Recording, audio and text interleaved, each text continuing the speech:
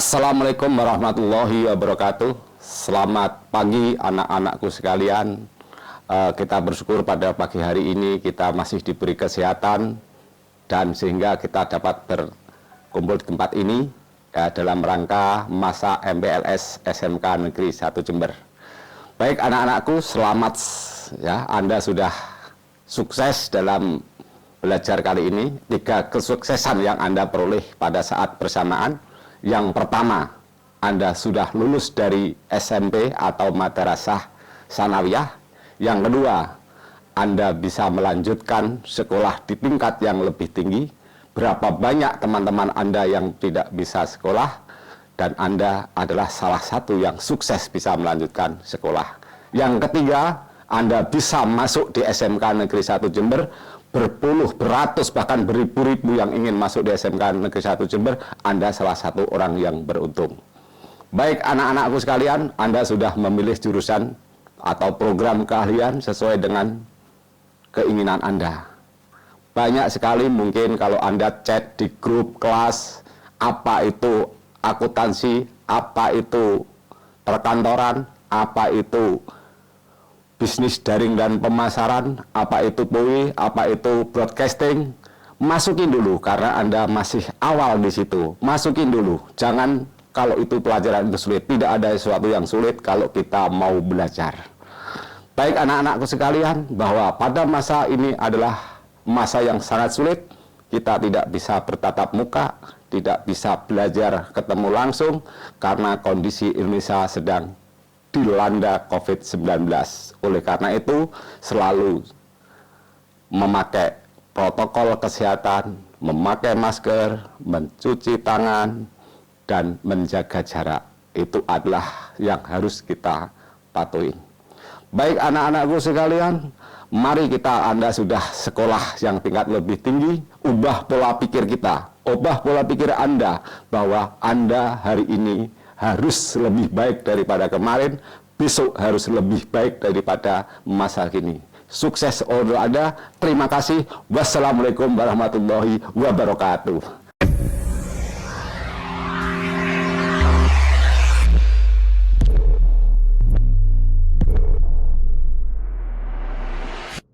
Pandemi belum berakhir. Angka pasien COVID-19 yang masih terus bertambah hanya bisa diatasi dengan 6M dan dimulai dari diri sendiri. Yuk, simak lagi 6M senjata paling ampuh untuk lawan COVID-19. Yang pertama, menggunakan masker dengan benar. Meskipun sudah divaksin, kita tetap harus menggunakan masker secara benar. Pemerintah sekarang menganjurkan untuk menggunakan 2 masker sebagai pelindung. Yang kedua, mencuci tangan dengan sabun. Hanya 20 detik, nggak lama kok. Cuci tangan dengan sabun ya. Boleh menggunakan hand sanitizer apabila sedang tidak memiliki akses untuk mencuci tangan dengan sabun. Yang ketiga, menjaga jarak. Eits, jangan mendekat. Jaga jarak setidaknya 2 meter dengan orang lain. Hal ini akan meminimalisir terjadinya transmisi virus. Pastikan jarak aman ya. Yang keempat, menghindari keramaian. Nah, kalau menerapkan jaga jarak, otomatis harus menghindari keramaian. Hindari keramaian seperti mall, pasar, apalagi pesta. Kita nggak mau ada pertukaran droplet kan? Yang kelima, menghindari makan bersama. Wah, ini nih. Kalau makan, pasti copot masker dong. Makan bersama, apalagi saling berhadapan dan bicara, berpotensi untuk terjadinya penularan virus corona. Jadi, makan sendiri-sendiri dulu deh. Yang keenam, mengurangi mobilitas.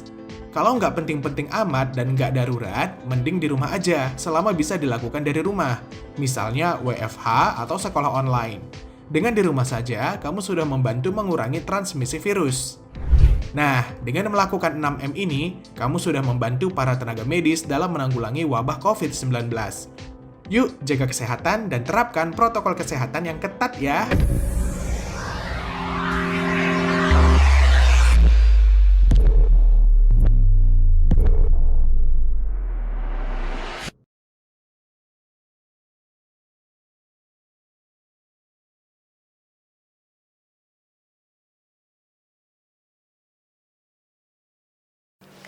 Assalamualaikum warahmatullahi wabarakatuh.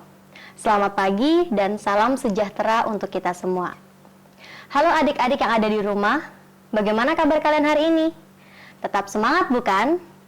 Oh iya, stay at home, tetap jaga kesehatannya ya, dan tetap patuhi protokol kesehatan.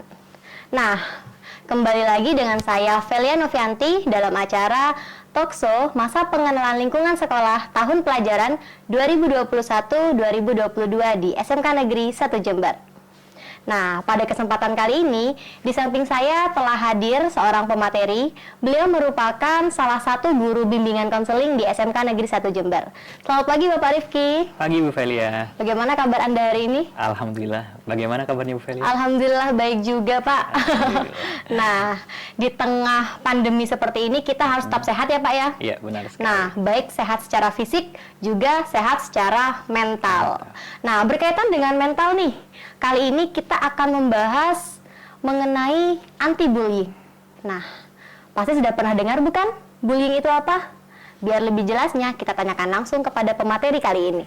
Nah, terkait dengan bullying nih Pak, menurut Bapak secara umum bullying itu apa sih? Oke, kita harus tahu bullying itu apa dulu kan ya.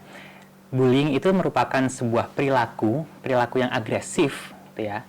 Agresif, intimidatif, baik itu bisa secara fisik, secara verbal, secara sosial, dan itu dilakukan untuk menunjukkan bahwa kita mau mendominasi orang lain seperti itu.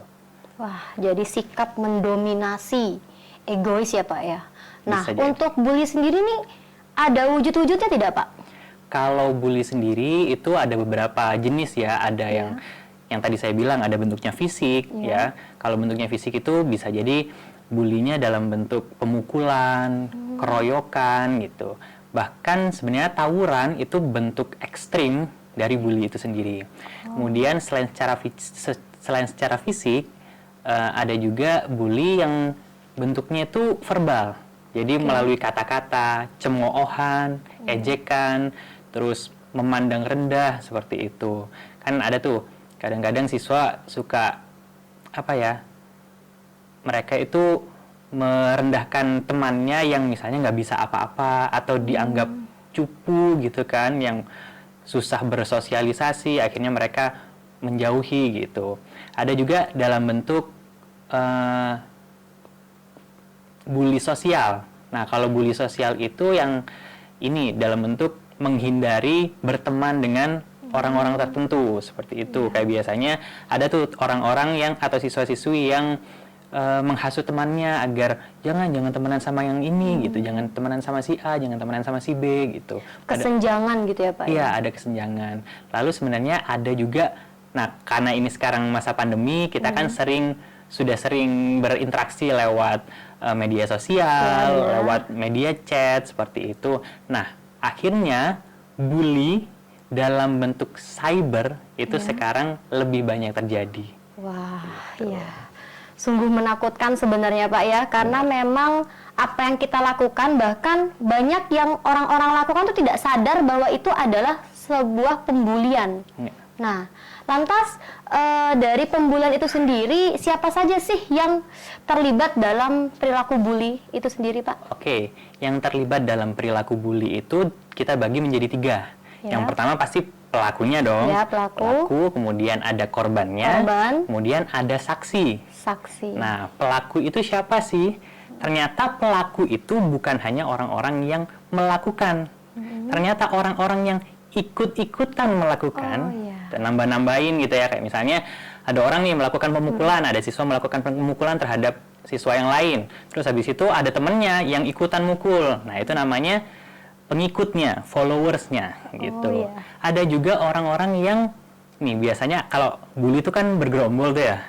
Bergerombol, ada orang-orang yang diem tapi sebenarnya dia dukung perilaku bully. Itu namanya mereka sebagai supporter. Itu kalau tadi ada pelaku utama, ada followers, kemudian ada juga yang menjadi supporter. Kalau supporter itu biasanya cuma ya udah support aja gitu. Terus habis itu kalau korban itu dibagi menjadi 2. Ada korbannya secara langsung, ada korban yang tidak langsung. Korban yang tidak langsung itu bagaimana?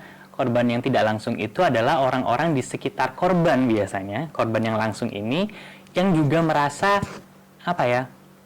merasa tersindir, merasa direndahkan juga karena merasa bahwa si korban yang ini tuh sama kayak aku gitu. Aku takut nanti diperlakukan sama dengan dia, seperti itu. Ada juga saksi. Nah, kalau saksi itu kita bisa, ada banyak jenisnya ya. Kita bisa bagi menjadi saksi yang negatif, saksi yang apa ya, kayak melakukan pembiaran, itu saksi-saksi yang sebenarnya dia supporter gitu, supporter tapi dia pasif, nggak ikut-ikutan gitu. Terus habis itu ada juga saksi yang netral. Tuh, saksi yang netral itu saksi yang ya udah nggak ada urusan, nggak tahu apa-apa, ya udah lebih baik pergi aja. Tuh, biasanya saksi-saksi yang netral seperti itu. Ada juga saksi yang ini sebenarnya dia mau bela, tapi nggak berani. Jadi dia punya rasa empati, punya kasihan gitu ya ke korbannya, tapi dia nggak punya daya untuk membela, seperti itu. Oke, jadi cukup kompleks ya Pak, siapa-siapa yang terlibat, bahkan seseorang yang hanya menyaksikan itu bisa dikatakan sebagai supporter jika dia membiarkan pembulian itu terjadi. Ya memang cukup miris sih jika pembulian itu terjadi di kalangan usia-usia produktif ya Pak ya, di mana usia-usia mereka yang seharusnya melakukan hal-hal positif malah membuat teman sebayanya menjadi cukup terpuruk lah mentalnya, baik fisik maupun mentalnya. Nah, setelah pembulian itu terjadi, otomatis ada dampak nih yang diberikan. Nah, mungkin Bapak bisa menjabarkan nih apa saja sih dampak-dampaknya, yang pastinya dampak-dampak negatif ya, biar peserta didik di rumah itu tahu apa sih dampak dari bully itu. Nah, seperti itu Pak. Kalau dampak, tadi kan Bu Velia ngomong dampak negatif. Ya pasti negatif pasti dong, negatif. karena bully itu adalah sebuah perilaku yang pasti mengarah ke hal yang negatif. Nah, tapi dampak-dampak itu kita bisa bagi juga menjadi dua. Dampak terhadap korbannya, tapi juga ada dampak terhadap pelakunya. Oh ya, jadi pelaku juga punya dampak ya Pak ya? Iya, jadi kita bahas dulu ya dari yang dampak terhadap korban. Dampak terhadap korban itu kalau misalnya kita melakukan bully secara fisik, sudah pasti akan menimbulkan luka, gitu ya. Baik itu luka biasa, kayak misalnya lecet-lecet, atau ya ada berdarah sedikit gitu. Dari yang seperti itu sampai yang babak belur itu bisa kayak gitu. Itu kalau misalnya bulinya secara fisik. Tapi kalau misalnya bulinya secara verbal, menurut saya justru lebih besar dampaknya. Wah, iya. Gitu. Karena kalau bully secara verbal itu sudah nggak main fisik. Bully secara verbal itu sudah ngomongin masalah psikologis kita. Ya, orang yang diperlakukan buruk, yang diremehkan, yang diejek, itu mereka akan bisa minder. Mulai dari minder ya, bisa kemudian muncul masalah-masalah kecemasan. Kalau misalnya sudah lebih parah lagi nih, bisa depresi. Oh ya, depresi. Lebih parah lagi, bisa mengarah pada perilaku bunuh diri. Wah, cukup menyeramkan ya Pak ya. Benar sekali. Bully yang kebanyakan orang menganggap, cuma gitu doang loh. Bahkan ada beberapa orang yang menangkapnya, khususnya korban bully itu, yang membuat dia hidupnya berakhir dengan bunuh diri. Nah, jadi untuk peserta didik di rumah, please hindarilah kegiatan-kegiatan yang mengarah ke pembulian. Jadi apa yang kita lakukan ke orang lain, yang menurut kita bercanda, apalagi sekarang, Pak, dengan adanya kata-kata baper, itu malah bisa mensupport terjadinya pembulian loh. Bener banget. Ya, menurut Bapak gimana itu? Ya, jadi biasanya ini, ada orang melakukan kesalahan gitu ya. Ini si pembuli ya, pembuli melakukan kesalahan, tapi belum melakukan bully nih, melakukan kesalahan, terus habis itu si korban kayak semacam menegur atau mungkin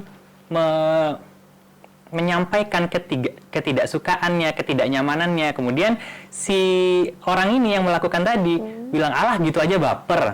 Nah, sebenarnya kata-kata yang seperti itu sudah masuk ke dalam bully verbal. Gitu. Jadi alah gitu aja baper, alah ngono ae kok gak iso sih. Nah, itu sudah masuk kepada bully verbal. Memang nggak secara langsung, memang nggak ada maksud mungkin ya untuk membuli, tapi itu sudah masuk ke dalam kategori itu.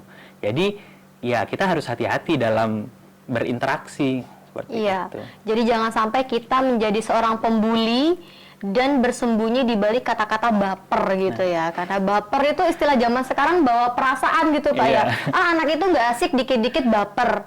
Bukan karena dia nggak yang baper, tapi kitanya yang terlalu tidak bisa menjaga kata-kata ataupun tindakan.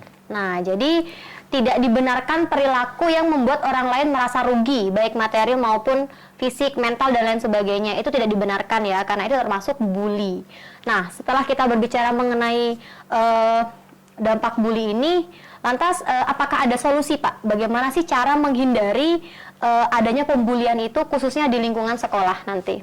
Oke, untuk menghindari itu sebenarnya gini, untuk kita bisa mengatasi bully itu terjadi, kita harus mulai dulu dari korban nih. Ya, jadi kita nggak bisa memungkiri bahwa bully itu sudah jadi hal yang sudah biasa gitu ya. Karena datanya adalah lebih dari 80% sekolah-sekolah di Indonesia itu pasti memiliki pernah ada kasus bully di sekolahnya. 80%. Bahkan itu lebih besar daripada sekolah-sekolah di Asia yang hanya 70%. Lebih besar 10%. Nah, dengan seperti itu kan mau nggak mau, ya udah kita sendiri yang harus mengantisipasi agar tidak jadi korban, minimal kan seperti itu. Nah, bagaimana supaya kita tidak menjadi korban? Menurut saya cara yang paling utama dan yang paling mudah untuk dilakukan adalah mengabaikan. Oke, mengabaikan. Mengabaikan. Kenapa kok mengabaikan? Karena gini, orang melakukan bully itu kan tadi dasarnya adalah untuk menunjukkan dominasi. Kenapa sih kok orang mau menunjukkan dominasi itu? Karena mereka ingin dianggap lebih tinggi. Mereka ingin dianggap lebih besar. Kenapa kok mereka ingin dianggap lebih tinggi, lebih besar? Karena mereka kecil. Oke.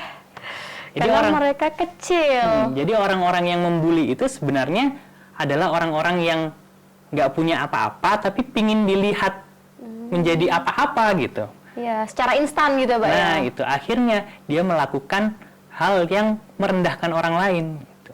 Jadi kan kalau misalnya kita ini sebenarnya setara nih ya, supaya kita terlihat lebih tinggi, pilihannya kan ada dua. Antara kita ke atas atau kita ngerendahin orang lain. Gitu. Kalau misalnya orang-orang yang suka bully, itu mereka akan merendahkan orang lain. Gitu. Jadi dia nggak perlu susah-susah untuk naik ke atas. Gitu. Nah, kalau misalnya sudah seperti itu, orang yang dibully ini kemudian diabaikan, nah mereka itu tidak mendapatkan sesuatu hal yang diinginkan. Gitu. Kenapa? Karena ketika orang membuli, ya harapannya kan supaya kita merasa terintimidasi. Kan bully itu perilaku agresif intimidatif. Gitu ya. Kalau misalnya orang yang nggak merasa terintimidasi, berarti tujuan bulinya nggak tercapai dong. Gagal dong. Tuh. Nah, kalau misalnya nggak tercapai, ya udah lambat laun kan perilaku bully itu akan menghilang. Menghilang dengan sendirinya. Tuh, jadi yang pertama itu yang paling mudah adalah mengabaikan. Anggap aja tong kosong nyaring bunyinya gitu kan. Ya, kafilah berlalu, anjing menggonggong, kafilah berlalu gitu ya. Itu. Tuh, kemudian kita juga bisa mencegah supaya kita nggak jadi korban adalah dengan selain mengabaikan, kalau misalnya kita nggak bisa mengabaikan, kita nggak suka dengan kebisingan itu, ya udah hindarin aja pergaulan-pergaulan yang mungkin bisa menjerumuskan kita menjadi korban bully gitu. Udah jauhin aja. Gitu. Kemudian kalau misalnya yang lain itu ya sebenarnya bisa sih kita melakukan hal kayak negur, kemudian kita ya melaporkan gitu ya, melaporkan ke kejadian bully yang ada di sekolah. Tapi mungkin itu hal-hal seperti itu akan sulit mungkin untuk dilakukan gitu ya. Jadi yang paling mudah yaitu tadi, abaikan, kalau enggak hindari. Itu aja. Nah, jadi untuk peserta didik yang ada di rumah, kita bisa nih menghindari dari korban pembulian itu sendiri, yaitu dengan mengabaikan atau menghindari gitu ya Pak ya. Nah, berkaitan dengan hal itu, jika misalkan nanti terjadi pembulian di sekolah, pastinya guru dan pihak sekolah tidak akan lepas tangan dengan adanya pembulian. Nah, mungkin takutnya ini ada peserta didik yang merasa cemas. Duh, nanti saya gimana ya kalau saya dibully di sekolah? Guru dan sekolah akan membela saya atau tidak? Nah, mungkin bisa dijelaskan kepada adik-adik di rumah. Oke, jadi kalau misalnya nih terjadi pembulian di sekolah atau kamu menjadi korban bully ya di sekolah, sebenarnya kamu bisa kok laporkan ke guru tanpa harus apa ya, kayak misalnya tanpa harus bilang-bilang gitu. Kayak misalnya kamu habis dibully, habis itu kamu langsung ngelapor ke guru diam-diam, Bu, anak ini begini, memperlakukan saya seperti ini. Gitu. Kamu bisa bilang itu ke guru BK atau mungkin ke wali kelasnya.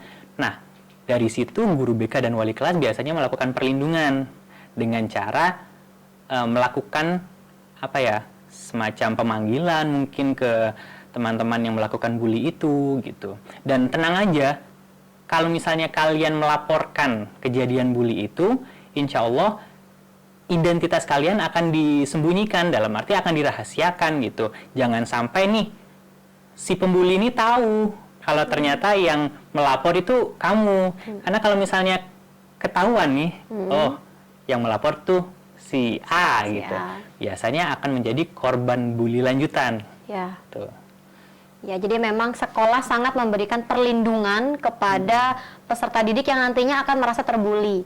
Atau bahkan ketika dia merasa menjadi korban ejekan atau hanya korban cemoohan, itu peserta didik khususnya di SMK 1 bisa leluasa atau bisa sharing-sharing secara maksimal ya Pak, dengan guru BK khususnya, ataupun dengan wali kelas atau dengan guru-guru yang menurut kalian itu siapa sih yang nyaman untuk dicurhatin gitu Pak ya. Iya, benar. Dan Pak Rifki ini merupakan salah satu guru BK yang sudah banyak menerima curhatan siswa ya Pak. Ya lumayan lah. Curhatannya tidak hanya sekedar berkaitan dengan pembelajaran, tapi mulai dari permasalahan keluarga, permasalahan dengan teman, dan semuanya gitu. Karena sekarang sudah tidak zaman guru itu kejam gitu Pak ya, keras, itu enggak, tapi guru itu tegas, tapi juga penyayang ya Pak ya. Pak Rifki termasuk apa? Wah, keras atau tegas, Di? Itu orang lain yang bisa menilai. Orang lain yang bisa menilai. Tapi kalau saya nilai kayaknya penyayang deh. Waduh, alhamdulillah. Iya. Jadi ketika pembulian terjadi di sekolah, siswa akan mendapatkan perlindungan baik dari sesama temannya, guru maupun dari pihak sekolah. Nah, selain itu bagaimana Pak peran orang tua yang seharusnya dilakukan sebagai orang tua ketika terjadi anaknya itu mengalami korban bully?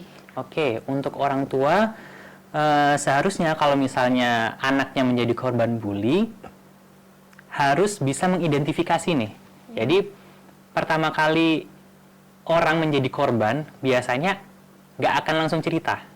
Tuh, biasanya dia akan tiba-tiba diam gitu. Kalau misalnya ada luka akan disembunyikan gitu. Menjadi orang tua bukan hanya siap ketika anaknya jadi korban, tapi sebelum jadi korban pun harus ditanya nih, di sekolah gimana, dan lain sebagainya. Dengan membiasakan diri berbicara dengan anak, berinteraksi dengan anak, tanya kondisinya seperti apa di sekolah, anak akan bisa terbuka nih untuk cerita ke ayah ibunya, seperti itu. Nah, kalau misalnya sudah bisa terbuka ke ayah ibunya, akhirnya kan kalau misalnya ada permasalahan, anak minimal ya sekali dibully mungkin masih diem, 2 kali dibully mulai nih ada ngomong, "Ma, Pak, tadi di sekolah diginiin sama temen." Gitu. Dan nanti sudah parah lagi akan cerita tuh ke orang tua gitu. Jadi mau nggak mau orang tua itu harus menjalin komunikasi yang baik dengan anak. Kalau misalnya komunikasinya tidak baik dengan anak, ya bagaimana kita bisa menggali gitu ya permasalahan si diri siswa itu sendiri gitu. Jadi jangan sampai sudah besar masalahnya karena anak nggak dibiasakan untuk berkomunikasi sama orang tua, akhirnya ya udah gitu, nggak ada peran orang tua untuk membuat anaknya ini merasa nyaman di sekolah seperti itu. Baik, jadi harus ada komunikasi 2 arah antara anak dan orang tua seperti itu ya Pak ya. Tapi memang ada banyak sih siswa yang memang kadang itu tertutup Pak dengan orang tua. Jadi kadang ketika orang tua bertanya enggan gitu untuk menjawab, sehingga orang tua kadang bahkan bertanya kepada gurunya, apa sih yang terjadi dengan anak saya, kok tiba-tiba pendiam, tiba-tiba ini. Nah, menurut Bapak mungkin nih ada nih salah satu peserta didik yang merasa gimana ya cara membangun komunikasi yang baik dengan orang tua gitu. Mungkin ada yang masih belum bisa komunikasi 2 arah nih dengan orang tua. Oke, untuk komunikasi 2 arah nih ya sama orang tua gitu. Sebenarnya sebelum kita bahas itu lebih baik kita bahas sesuatu hal yang memang khas pada diri remaja ya. Remaja itu biasanya mulai suka coba-coba, mulai bandel ke orang tua dan lain sebagainya. Sehingga mereka cenderung menutup-nutupi sesuatu hal, entah itu hal yang positif, entah itu hal yang negatif, gitu. Nah, dengan mengetahui hal itu, gitu ya, kita seharusnya sadar, oh, seharusnya di masa remaja ini perlu nih dorongan yang lebih kuat untuk ngobrol ke orang tua, gitu. Jangan sampai kayak, oke lah, kita coba-coba hal yang positif, tapi nggak ngomong orang tua, oke. Tapi ketika kita mendapatkan suatu hal yang negatif, tapi kita nggak merasa terdorong untuk ngobrol ke orang tua, ya nanti takutnya dampak negatif itu yang akan kita dapatkan. Kalau misalnya sudah dampak negatif yang didapatkan, ya banyak hal nanti yang akan terpengaruh, dari belajarnya jadi kurang motivasi, kemudian jadi ada nih anak-anak yang karena jarang ngobrol, terus habis itu justru merasa, alah, mama papa nggak pernah memperhatikan aku, gitu kan? Iya. Padahal bukan mama papa nggak mau memperhatikan, tapi karena memang kita nggak ngobrol sama mereka, nggak menjalin komunikasi yang baik sama mereka, seperti itu. Ada juga nanti kalau misalnya bulinya sudah terlalu besar, terekspos, akhirnya nggak kuat mengekspos di media sosial. Nah, yang terdampak adalah sekolahnya, gitu kan? Iya. Itu. Dan untuk para pelaku bully juga, itu hal bully itu bukan sesuatu yang sederhana ya, karena itu juga bisa berkaitan dengan hukum juga. Ya, kalau memang pembulian itu benar-benar terjadi dan si korban berani untuk speak up ya Pak ya. Dan itu juga bisa diarahkan ke hukuman sesuai dengan negara gitu. Nah, terkait dengan korban bully nih Pak, saya sempat dengar ada beberapa korban bully yang awalnya dia menjadi korban, karena lain dan suatu hal dia bertumbuh untuk menjadi kuat, kuatnya bukan malah lebih baik, bahkan dia berubah menjadi pelaku gitu. Istilahnya apa ya, balas dendam gitu Pak. Nah, bagaimana kalau seperti itu Pak? Itu kalau misalnya kita tahu film Joker kalau nggak salah. Oh ya, Joker. Orang jahat terlahir dari orang baik yang tersakiti gitu ya. Nah, sebenarnya ya bener sih. Kadang-kadang ketika kita pernah disakiti, pernah diperlakukan sedemikian buruk oleh orang lain, itu ada orang yang kemudian tumbuh dengan mencontoh perilaku orang-orang yang buruk itu juga gitu. Misal, dari lingkup yang paling kecil, keluarga. Kalau misalnya keluarganya abusif, misalnya, maaf ya, kalau misalnya ayahnya suka mukul, ibunya suka mukul, mungkin anaknya belajar dari orang tua, sehingga ya supaya dapat sesuatu hal, supaya dapat pelampiasan dan lain sebagainya, ya kita bisa dong mukul orang lain. Kita bisa ngomong kasar ke orang lain juga kan. Atau mungkin mereka belajar dari teman-teman di sekitarnya. Nah, itu sebabnya penting untuk kita memilih teman gitu ya. Dari SD kan kita sudah dibilangin kalau misalnya milih teman yang baik. Itu supaya apa? Supaya kita dapat pengaruh yang baik. Kalau misalnya kita berteman dengan orang-orang yang ya nakal, apalagi dari kecil memang suka membuli gitu ya. Ya lambat laun kita akan belajar untuk membuli gitu. Bukan belajar untuk suatu hal yang baik, tapi kita belajar suatu hal yang buruk seperti itu. Karena ada kesenangan, karena ada kepuasan bagi orang-orang yang melakukan bully itu sendiri. Itu. Iya. Jadi semoga jika misalkan peserta didik ada yang merasa, oh saya dulu pernah dibully nih, mari kita berubah, jangan menjadi pelakunya, tapi berubah menjadi lebih baik memberantas pembulian itu. Benar nggak Pak ya? Benar sekali. Iya.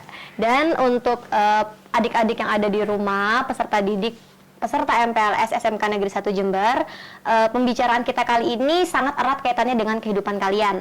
Ya, bisa kalian renungkan sendiri, bagaimana sih dampak atau keberadaan kalian di tengah-tengah masyarakat atau di tengah-tengah lingkungan kalian. Apakah kalian pernah menjadi korban bully atau bahkan kalian menjadi pelaku bully yang tanpa disadari. Nah, setelah kita ngobrol seperti ini, sedikit banyak kalian sudah tahu ya bagaimana dampaknya, bagaimana cara menanggulanginya, dan bagaimana cara memberikan solusi-solusi terhadap korban pembulian itu sendiri. Jadi kami berharap dengan adanya bincang-bincang pada pagi ini, kalian bisa berbuat sesuatu yang lebih baik lagi, hindari atau hentikanlah perbuatan-perbuatan yang di masa lalu yang mungkin menurut kalian itu hal-hal yang tidak patut dicontoh, Jadi kita tumbuhlah menjadi siswa atau generasi muda yang penuh dengan kegiatan-kegiatan positif, benar ya Pak ya? Benar sekali. Oke, akhir kata mungkin ada yang ingin disampaikan kepada peserta didik? Mungkin pesan saya satu ya, punyalah mindset bahwa membuli itu nggak keren, ya, mendominasi orang lain itu nggak keren. Yang keren adalah ketika kalian bisa tinggi tanpa merendahkan orang lain. Tuh. Jadi ya udahlah, pokoknya membuli itu nggak keren. Nggak ada bagus-bagusnya, bahkan nih ada dampak terhadap pelakunya, karena orang yang membuli itu biasanya terbawa sampai dewasa. Bayangin nih kalau misalnya kita pas sekolah ngebully orang, nanti sudah dewasa, ya sukses jadi bos, jadi manajer, tapi juga abusive terhadap bawahannya, suka nyuruh-nyuruh, suka meremehkan dan lain sebagainya. Itu kan hal yang nggak baik juga. Ya, jadi tumbuhlah tanpa merendahkan atau menjatuhkan orang lain, gitu ya Pak ya. Oke, cukup sekian perbincangan kita pada pagi hari ini. Semoga bermanfaat ya untuk kalian yang ada di rumah. Tetap semangat. Ingat, membuli itu nggak keren ya Pak ya. Sekian dari kami. Wassalamualaikum warahmatullahi wabarakatuh.